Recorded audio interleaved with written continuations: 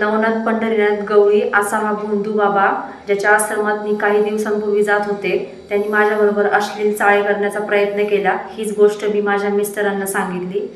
त्यांनी मग माझ्या मिस्टरांनी मला विश्वासात घेऊन पोलीस कंप्लेंट केली, पण ह्याच्यावर कोणतीही न्यायालयीन कंप्लेंट झालेली नाहीये, कारवाई झालेली नाहीये।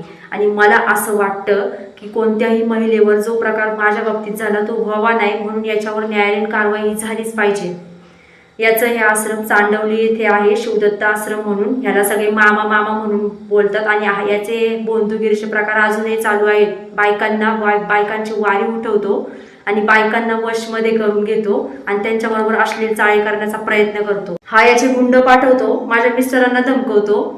आम्ही कुठेही रस्त्याने गेलो तर ह्याचा आम्हाला त्रास आहे, याची माणसं आम्हाला येऊन धमकावतात। त्यामुळे ह्याची कारवाई झालीच पाहिजे। अजूनही याच्यावर कोणतीही कारवाई झालेली नाहीये।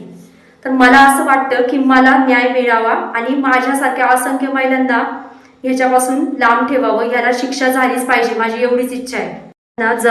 जपाचं कारण घेऊन आश्रमामध्ये बोलवतो, मग त्यांना भस्म लावतो, वशमध्ये करतो आणि त्यांच्याकडं अश्लील अनैतिक संबंध ठेवण्याचे मागणी करतो।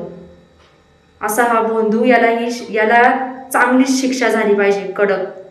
खरातचं जे प्रकरण झालं त्याच्यावरून आता आम्हाला विश्वास पटलेला आहे की या देशामध्ये कायदा हा आहे अजूनही जिवंत। त्यामुळे या नराधमाला शिक्षाही झालीच पाहिजे। यांनी असंख्य महिलांना छळलं आहे, असंख्य महिलांची घरं उद्ध्वस्त केलेली आहेत।